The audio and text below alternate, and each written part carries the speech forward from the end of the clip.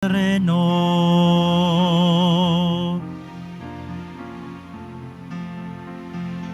Tayo ngayon ay magtipon at sambahin hapon.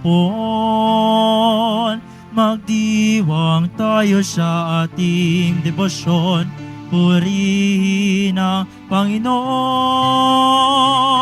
Viva pong Jesus Nazareno, awit at papuri, alay namin sa'yo, digin ang dalangin at pagsamo ng bayan mo.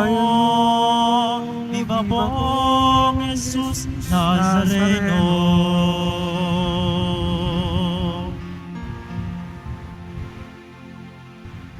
Sa ngalan ng Ama at ng Anak at ng Espiritu Santo. Amen. Ang pagpapala ng ating Panginoong Hesukristo, ang pag-ibig ng Diyos Ama, at ang pakikipagkaisa ng Espiritu Santo, naway sumainyong lahat. At sumayo rin. Mga minamahal kong mga kapatid, aminin natin ang ating mga kasalanan upang tayo ay maging marapat gumanap sa banal na pagdiriwang. Inaamin ko Sa makapangyarihang Diyos at sa inyo mga kapatid, na lubha akong nagkasala sa isip, sa salita at sa gawa, at sa aking pagkukulang.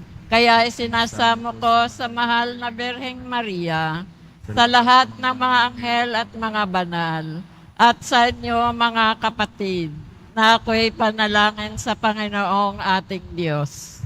Kaawaan tayo ng makapangyarihang Diyos, patawarin tayo sa ating mga kasalanan, at patnubayan tayo sa buhay na walang hanggan. Amen.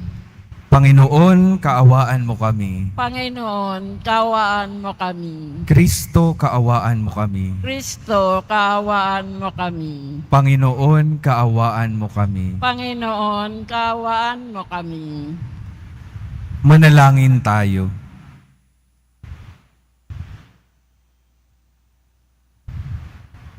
Ama naming makapangyarihan, niloob mong akuin ng iyong anak ang krus at kamatayan upang ang sangkatauhay matubos at mabuhay.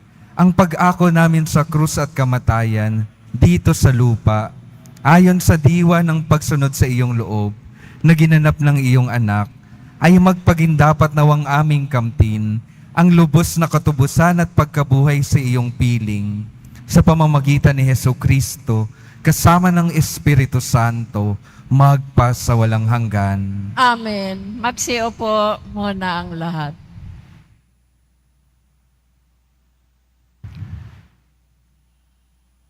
Pagbasa mula sa unang aklat ng mga hari.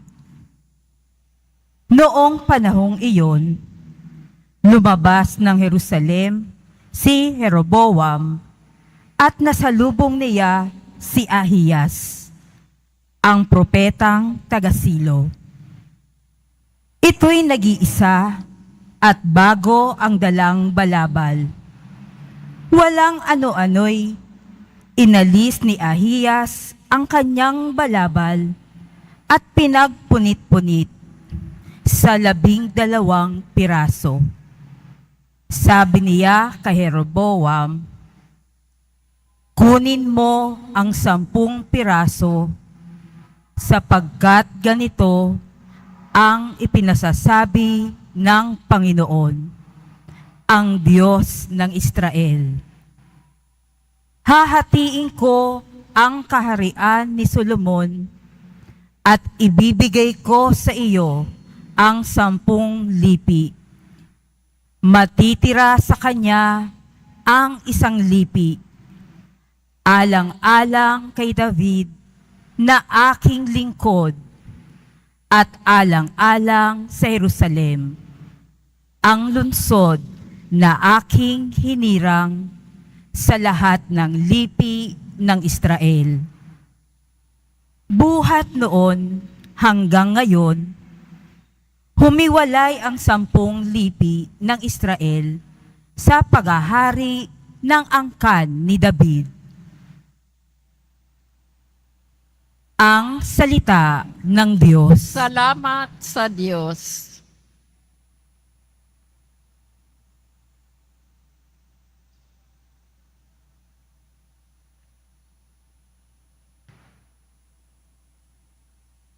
Tinig ko'y iyong pakinggan, ang sabi ng poong mahal. Tinig ko'y iyong pakinggan, ang sabi ng poong mahal. Ang Diyos-Diyosay huwag mong paglingkuran. Diyos ng ibang bansay, di dapat luhuran. Ako'y Panginoon, ako ang Diyos mo. Ako ang tumubos sa'yo sa Ehipto. Tinig ko'y iyong pakinggan, ang sabi ng poong mahal. Ngunit ang bayan ko'y hindi ako pansin. Di ako sinunod ng bayang Israel. Sa tigas ng puso, aking binayaan. Ang sariling gusto nila'y siyang sundan. Tinig ko'y iyong pakinggan, ang sabi ng poong mahal. Ang tangi kong hangad, sana ako'y sundin. Sundin ang utos ko ng bayang Israel.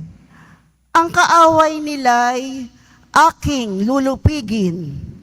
Lahat ng kaaway, agad lilipulin. Tinig ko'y iyong pakinggan, ang sabi ng poong mahal. Magsitayo na po ang lahat.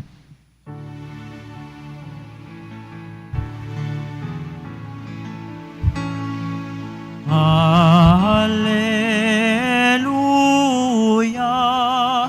Alleluia,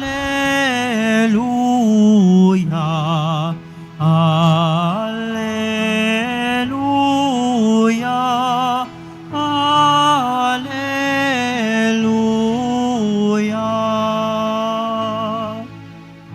Kami iyong pangaralan upang kami matutuhan ang salitang bumubuhay. Alleluia,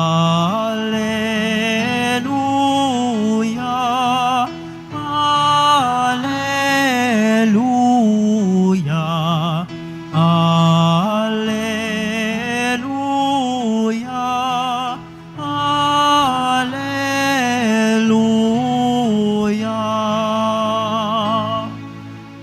Sumainyo ang Panginoon. At sumayo rin. Ang mabuting balita ng Panginoon ayon kay San Marcos. Papuri sa iyo, Panginoon. Noong panahong iyon, pagbabalik ni Jesus mula sa lupain ng Tiro, dumaan siya sa Sidon at nagtuloy sa lawa ng Galilea. Matapos tahakin ang lupain ng Decapolis, dinala sa kanya ang isang lalaking bingi at utal at ipinamanhik nila na ipatong sa itaong ito ang kanyang kamay. Inilayo muna siya ni Jesus sa karamihan at isinuot ang kanyang mga daliri sa mga tainga nito. Pagkatapos, lumura at hinipo ang dila nito. Tumingala si Jesus sa langit at nagbuntong hininga at sinabi sa tao, Ephata, ibig sabihi, mabuksan. At nakarinig na ito, nawala ang pagkautal at nakapagsalita na ng malinaw. Sinabi ni Jesus sa mga tao na huwag ibalita ito kanino man, ngunit kung kailan sila pinagbabawalan, ay lalo naman nilang ipinamamalita ito. Sila'y lubhang ng gilalas at ang wika, anong buti ng lahat ng kanyang ginawa, nakaririnig na ang bingi at nakapagsasalita ang pipi. Ang mabuting balita ng Panginoon. Pinupuri ka namin, Panginoong Hesukristo. Magsipo muna tayong lahat. Magandang umaga po mga minamahal kong mga kapatid na naririto at kasama natin online. Good morning po. Pakingitian po yung katabi. Pakisabi, good morning. Sabay-sabay po nating papurihan ang ating mahal na poong Jesus Nazareno.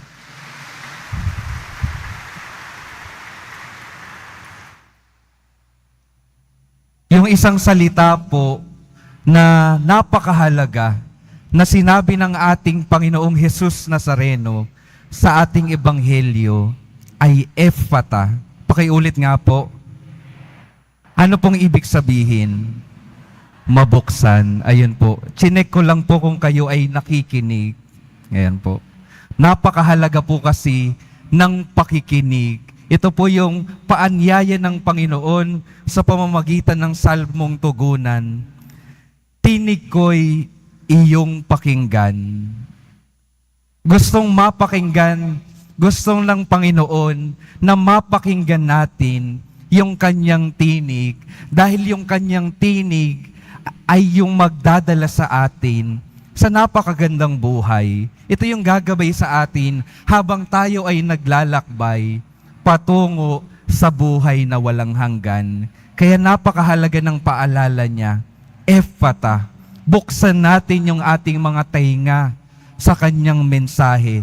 Buksan natin yung ating mga buhay sa kanyang presensya upang tunay niya tayong magabayan sa mundong ito. Dahil ninanais ng Panginoon, maidala tayo sa mas magandang buhay, sa buhay sa piling niya, sa buhay sa kalangitan. Gusto niyo po ba iyon? Amen po. Yan. Akala ko po ayaw ninyo. Meron po akong kwento. Nung ako po ay nag-aaral pa sa seminaryo, dumadating yung pagkakataon na lumalabas kami, isang dahilan, a-attend po kami ng ordinasyon sa pagpapari ng aming mga kuya sa seminaryo. Isang araw po, bago po yung araw ng ordinasyon, kami po ay binigyan ng announcement, ganitong oras aalis para sa ordinasyon kinabukasan. Kinabukasan na po, meron po akong isang kaklaseng naiwan. Hindi namin makita kung nasaan. Nasa simbahan na kami kung saan magaganap yung ordinasyon. Pagkatapos ng ordinasyon, kami ay bumalik sa seminaryo. Nakita namin yung aming kaklaseng naiwan. Tinanong namin, bakit hindi ka sumama? Bakit ka naiwan? Sabi niya, hindi ko alam kung anong oras aalis. Hindi ko napakinggan kung anong oras tayo aalis. Kaya ako naiwan. Mga minamahal kong mga kapatid, sa kaparehong paraan, ninanais ang ating Poong Jesus Nazareno na maisama tayo sa mga pagdiriwang sa kanyang buhay na walang hanggan. Pero maiiwan tayo kung hindi tayo makikinig sa kanyang mga mensahe. Kung isasarado natin yung ating mga tainga sa kanyang pagbibigay ng gabay, maiiwan at maiiwan tayo. Naayaw rin naman ng Panginoon. Kaya patuloy siyang bumababa at nagpapaalala sa atin, buksan natin yung ating mga tainga, yung ating mga puso para sa Kanya. Dahil yung Kanyang mga mensahe, hindi naman para sa Kanya, para sa atin na nais niyang makasama, magpasawalang hanggan. Yung isang katotohanan po na napakahalaga, nais ng ating Panginoon na maging maganda yung buhay natin sa ngayon pa lamang hanggang sa buhay, pagkatapos sa buhay dito sa mundong ito. At hindi natin makakamit iyon kung unang-una sa lahat, hindi tayo makikinig sa Kanya. Kung tayo ay patuloy na magbibingi-bingihan sa Kanyang mga mensahe. Di ba ho, ang taong pinakamahirap gisingin ay yung mga taong nagtutulog-tulugan. Nagtutulog-tulugan. Ang mga taong pinakamahirap utusan ay mga taong nagbibingi-bingihan. Sa unang pagbasa po, ipinakita sa atin yung epekto ng isang taong nagbibingi-bingihan at nagtutulog-tulugan sa mensahe ng ating Panginoon. Ikinuwento po sa atin na yung kaharian ng Haring si Solomon ay magkakawatak-watak na. Bakit mangyayari iyon? Dahil si Haring Solomon ay tumalikod na at hindi na nakikinig sa ating Panginoon. Napakaganda ng simula ng kanyang paghahari. Napapaganda niya ang kaharian nila. Nakaipagawa niya na ipagpatayo niya ng magandang templo ang Panginoon. Napakaganda ng simula niya. Pero habang nagpapatuloy ang kanyang paghahari, unti-unti niyang iniiwanan yung ating Panginoon. Unti-unti niyang kinakaligtaan yung mga pangungusap ng ating Panginoon. At unti-unti niyang mas pinapakinggan yung tawag ng masama dito sa mundong ito. Alam niya kung ano yung tama, pero mas pinapakinggan niya yung ibang tao at yung kanyang sarili. Ano pong nangyari kapag ganoon ang ginawa natin katulad ni Haring Solomon? Magkakaroon din po ng hindi kaayusan sa ating buhay. Magkakaroon ng pagkakawatak-watak. Magkakaroon ng kabagsakan. Yun po yung nakita natin sa kaharian ni Haring Solomon. At yun din po yung makikita natin sa ating mga buhay. Kapag patuloy tayong tumalikod sa Diyos, yun din yung mangyayari sa ating mga pamilya, sa ating mga komunidad, sa ating lipunan. Kapag yung lipunan, yung ating mga buhay, tayo ay tumalikod sa Diyos, tayo ay magkakawatak-watak, tayo ay babagsak, tayo ay malalayo at mawawala sa kaligtasan. Kaya napakahalaga, unang-una sa lahat, patuloy na makinig. At kapag napakinggan, tunay na sundan, hindi lamang mapakinggan na maiiwan hanggang pandinig na lamang. Napakahalaga po na yung ating katotohanan, yung mga pangangaral na ibinabahagi sa atin ng ating Panginoon, patuloy nating susundan ang mga ito. Sa atin pong ebanghelyo, nakita po natin yung isang buhay na binuksan ng ating Panginoon. Inalapit yung isang bingi at utal, hindi nakakarinig at hindi nakakapagsalita ng maayos. Inalapit sa ating poong Jesus Nazareno. Siya ay pinagaling. Pinagaling sa kanyang kabingihan. At yung taong iyon, hindi na mapigilan na hindi magpahayag ng mabuting balita ng Panginoon. Ano pong ginawa ni Jesus bago niya pinagaling? Inilayo muna sa mga tao para silang dalawa ay mag-usap at magharapan.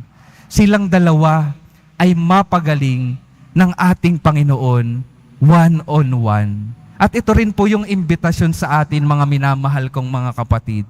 Kung sa ating buhay, tayo ay nahaharap sa maraming pagsubok at kaguluhan, hindi kaayusan, tayo ay lumayo muna sa ibang mga tao at makipagharap ng tahimik sa ating Panginoon. Ilayo muna natin yung ating mga tainga, yung ating presensya sa maraming ingay ng mundong ito. At hayaan natin na yung Diyos buksan yung ating mga tenga, buksan yung ating mga puso sa Kanyang pagpapagaling at sa Kanyang pagbibigay ng mensahe. At yun yung naging daan para yung may sakit, may karamdaman, may kakulangan sa Ebanghelyo, magkaroon ng kagalingan at magkaroon ng kabuuan. Ano pong ipinapaalala sa atin ito? Tanging sa ating poong Jesus Nazareno lamang tayo mabubuo. Tanging sa Kanya lamang tayo makakatagpo ng tunay na kagalingan sa ating mga buhay. At kung ninanais natin na tunay na maging buo simula ngayon hanggang sa dulo ng ating mga buhay, hindi na tayo lalayo sa ating poong Jesus Nazareno. Patuloy tayong lalapit sa Kanya. Patuloy tayong haharap sa Kanya upang patuloy tayong magpabukas at tumanggap ng Kanyang presensya na nakakapagpagaling at nakakapagbigay ng kabutihan at kagandahan sa ating mga buhay. Humarap po tayo palagi sa ating Diyos. Humarap tayo sa Kanya sa katahimikan upang mapagaling niya lahat ng may sakit sa ating kalooban. At ano pong imbitasyon? Matapos na tayo ay mapagaling at maging buo muli ng ating Panginoon. Ang imbitasyon po sa atin, mga minamahal kong mga kapatid, hanapin naman yung mga tao sa ating mga buhay na hindi nakakapakinig ng maayos. Hanapin yung mga nakakaranas ng kaguluhan at hindi kaayusan sa kanilang mga buhay. Alisin natin sila sa ingay ng mundong ito at dalhin natin sila sa harapan ng Panginoon. At hayaan natin na yung poong Jesus Nazareno ay pagalingin sila mula sa kanilang kabingihan, mula sa kanilang mga karamdaman, upang sila rin, katulad ng tao sa Ebanghelyo, maipahayag yung kabutihan at himala ng Diyos sa kanyang buhay. Mga minamahal kong mga kapatid, mga deboto ng poong Jesus Nazareno, ito po yung tanging ipapaalala ko sa Biyernes na ito. Ninanais ng Panginoon, lahat tayo ay makasama niya magpasawalang hanggan. Ninanais ng Panginoon na tayo ay maakay sa mabuti at magandang buhay. Hindi mangyayari iyon kapag unang-una sa lahat, hindi magiging bukas yung ating buhay para mapakinggan yung kanyang mensahe at pagbibigay gabay. At hindi natin makakamit iyon kung tayo nga ay nakikinig pero hindi naman sumusunod sa kanyang mga utos at mga bilin at mga pangaral. Kaya ano pong panalangin natin sa Biyernes na ito? Ang panalangin po natin sa ating poong Jesus Nazareno. Poong Jesus Nazareno, patuloy mo nawa kaming lapitan sa mga panahon na nakakaligtaan naming mapakinggan ang iyong mensahe. Patuloy mo nawa kaming tulungang mabuksan ang aming mga buhay upang patuloy naming marinig ang iyong boses. Boses na nakapagpapagaling, boses na nakapagbibigay ng gabay, boses na nakakapagdala ng kaligtasan sa aming buhay. Huwag ka nawang magsawa na mangusap sa amin ngayon at magpasawalang hanggan. Amen. Magsitayo na po ang lahat.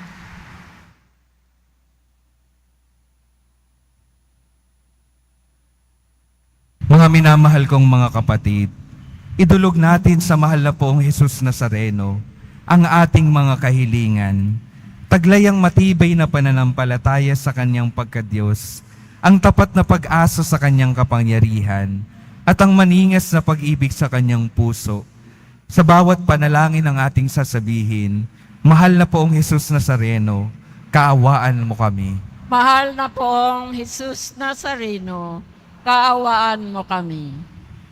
Upang ang Eucharistia na ating tinatanggap sa komunyon at inihahandog sa misa bilang alaala ng mga hirap at mananakop ay magdulot sa atin ng wagas na pagmamahal sa Diyos at sa kapwa. Manalangin tayo. Mahal na poong Jesus Nazareno, kaawaan mo kami. Upang ang panalangin ni Jesus Nazareno sa halamanan ng Getsemani na dito'y pinawisan siya ng dugo ay maghasik sa atin ng pagkahilig sa panalangin na siyang mabisang lunas sa lahat ng karamdaman ng tao. Manalangin tayo. Mahal na poong Jesus Nazareno, kaawaan mo kami.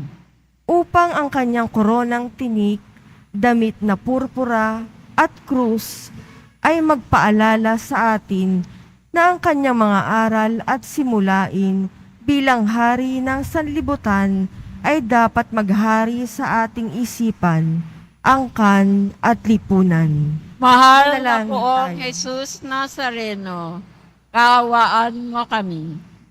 Upang sa bisa ng kanyang pagpapasa ng krus sa mga lansangan ng Jerusalem, ay matuto tayong makiramay at makihati sa mga kahirapan at tiisin ng kapwa.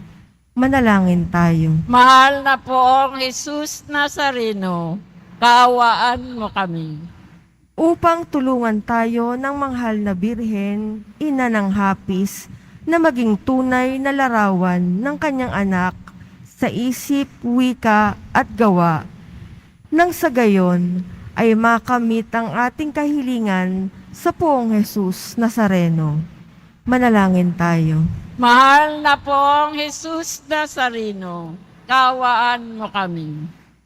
Ama naming mapagmahal, nahayag sa salita gawa buhay at kamatayan ng iyong anak, na ang Diyos ay pag-ibig. Maipahayag dinawa namin ang katotohanan ito sa pamamagitan ni Jesus Nazareno, Panginoon namin magpas sa walang hanggan. Amen. Pagsiyo po ang lahat.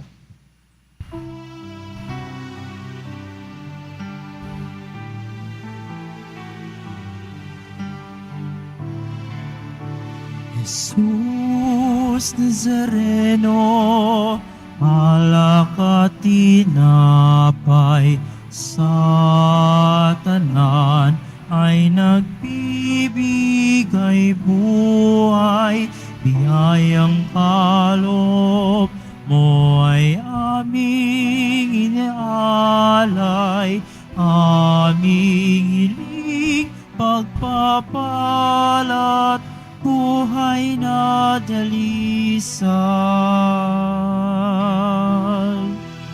Pagpapalat, buhay na dalisay.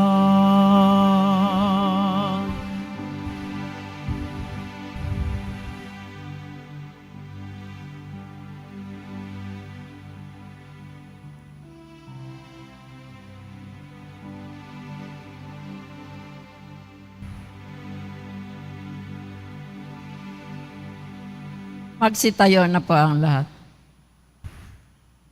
Manalangin kayo mga kapatid upang ang paghahain natin ay kalugdan ng Diyos Amang makapangyarihan. Tanggapin nawa ng Panginoon itong paghahain sa iyong mga kamay, sa kapurihan niya at karangalan, sa ating kapakinabangan, at sa buong sambayanan niyang banal.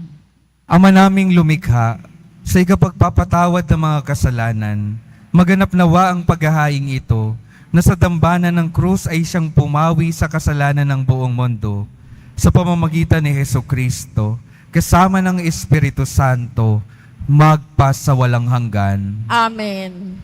Sumainyo ang Panginoon. At sumayo rin. Itaas sa Diyos ang inyong puso at diwa. Itinaas na namin sa Panginoon. Pasalamatan natin ang Panginoong ating Diyos. Marapat na siya ay pasalamatan. Ama naming makapangyarihan, tunay ngang marapat na ikaw ay aming pasalamatan. Iyong ipinasyang sa kahoy na krus, ang sangkatauhay tubusin ni Jesus. Sa punong kahoy nagkapuwang ang kamatayan. Sa kahoy na krus itinanghal ang pagkabuhay. Sa punong kahoy na naig ang sumaway sa iyo. Sa kahoy na krus, siya'y nadaig ng masunuring anak mo. Kaya kaisa ng mga anghel na nagsisiawit ng papuri sa iyo, nang walang humpay sa kalangitan, kami nagbubuni sa iyong kadakilaan.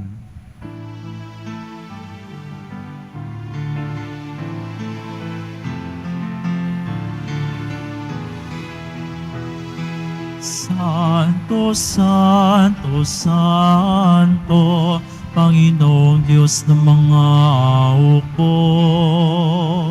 Napupuno ang langit at lupa sa kadakilaan mo.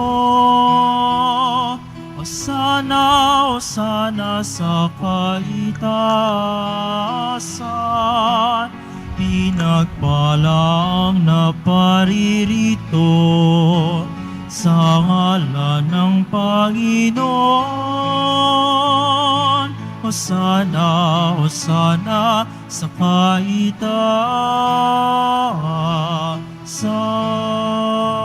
Magsiluhod po ang lahat. Ama naming banal, ikaw ang bukal ng tanang kabanalan.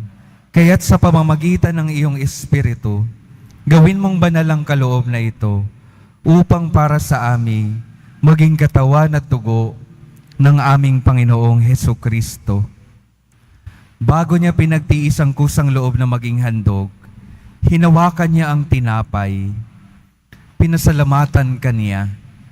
Pinaghati-hati niya iyon, iniabot sa kanyang mga alagad at sinabi, "Tanggapin ninyong lahat ito at kanin. Ito ang aking katawan na ihahandog para sa inyo."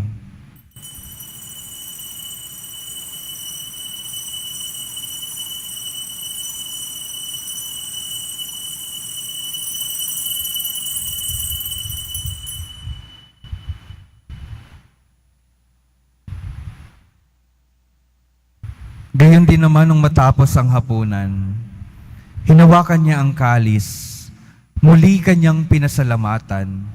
Iniabot niya ang kalis sa kanyang mga alagad at sinabi, "Tanggapin ninyong lahat ito at inumin.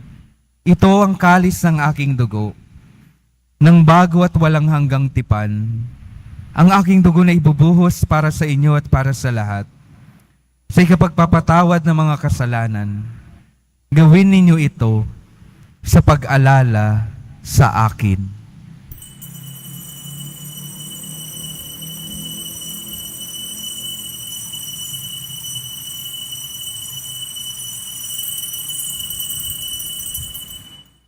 Magsitayo po ang lahat.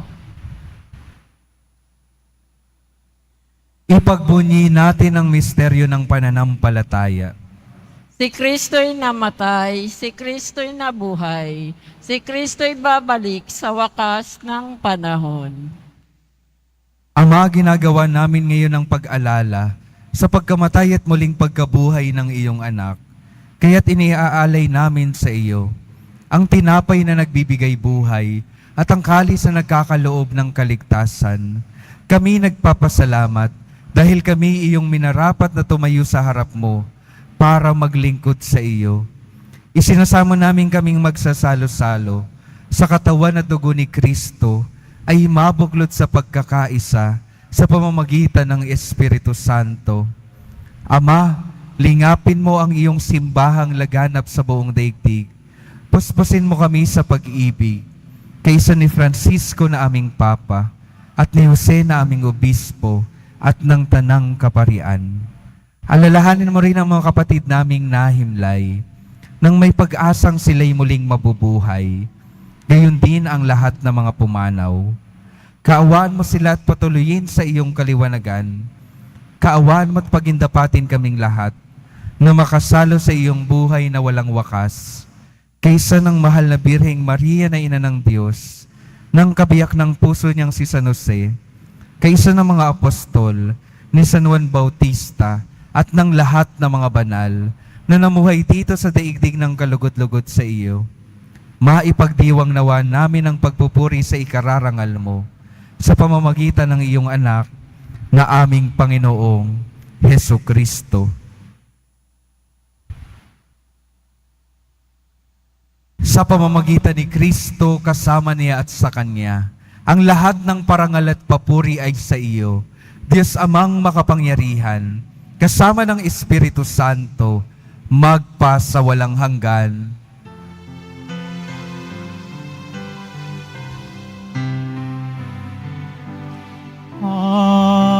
Amen.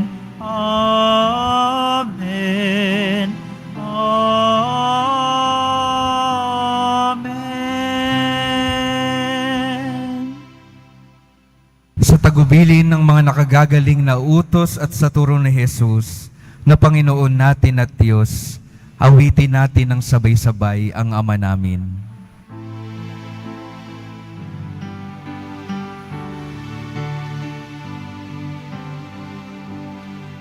Ama namin, sumasalangit ka, sambahin ang ngalan mo, mapasamin ang kaharian mo, sundin ang loob mo dito sa lupa para ng sa langit. Bigyan mo kami ngayon ng aming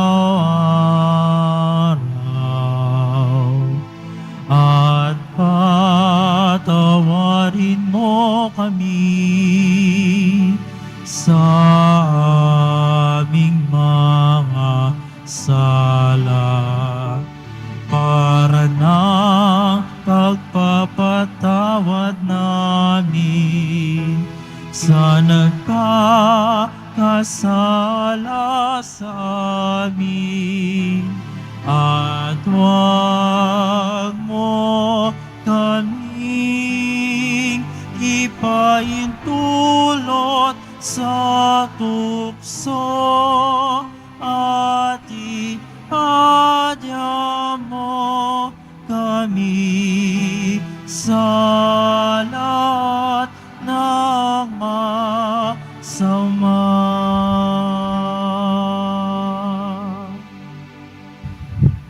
Hinihiling namin kami adya sa lahat ng masama, pagkalooban ng kapayapaan na araw-araw, iligtas sa kasalanan at ilayo sa lahat ng kapahamakan, samantalang aming pinananabikan ang dakilang araw ng pagpapahayag ng tagapagligtas naming si Hesukristo.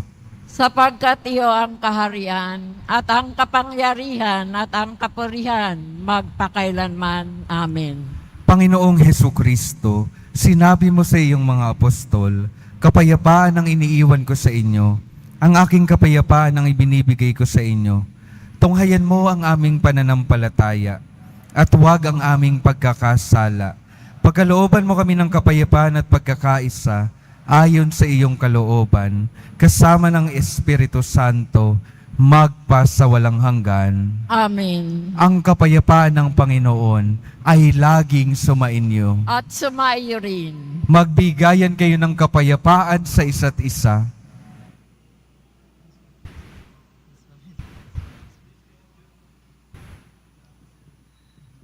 Kordero ng Diyos na nag-aalis ng mga kasalanan ng sanlibutan, maawa ka sa amin. Kordero ng Diyos na nag-aalis ng mga kasalanan ng sanlibutan, maawa ka sa amin. Kordero ng Diyos na nag-aalis ng mga kasalanan ng sanlibutan, ipagkaloob mo sa amin ang kapayapaan. Magsiluhod po ang lahat.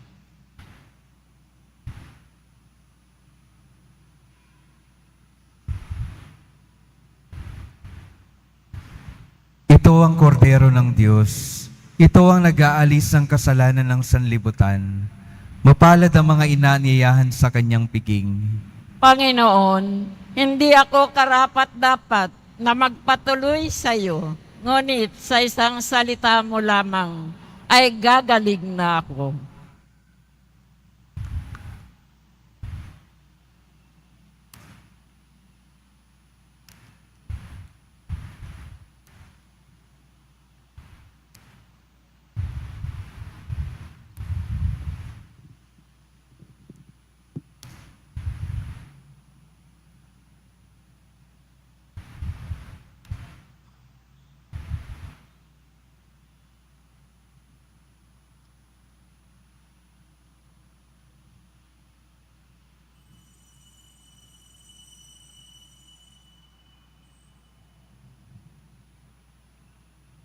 Para sa lahat ng tatanggap ng banal na komunyon, sasagot po tayo ng amin. Pagkasabi ng pari o ng lay minister ng katawan ni Kristo at isubo agad sa bibig bago umalis sa harapan ng pari o lay minister. Sumunod po tayo. Maraming salamat po.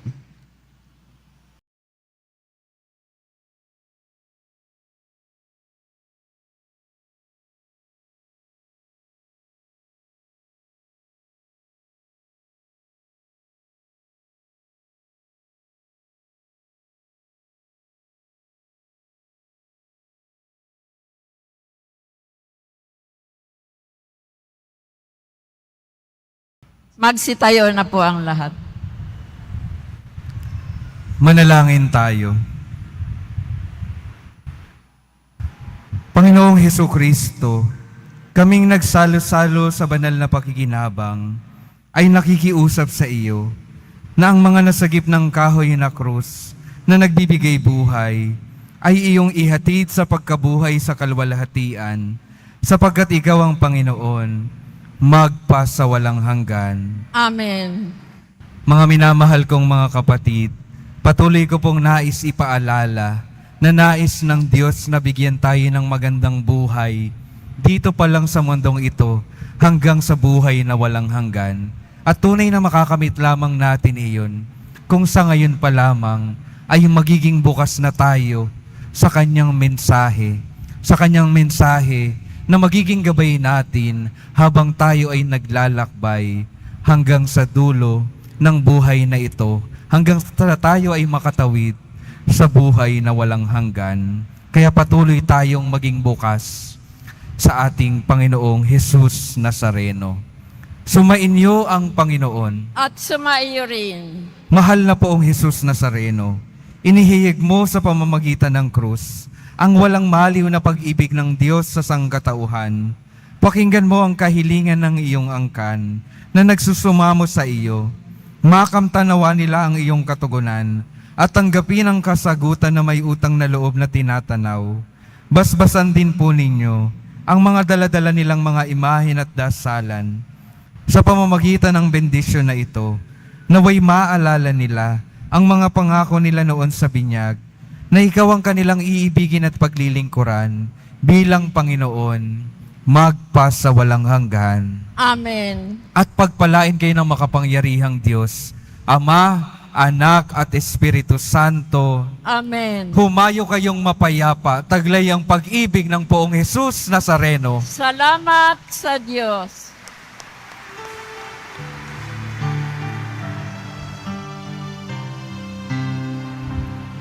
Cristo Padre Jesus Nazareno, samba ka namin,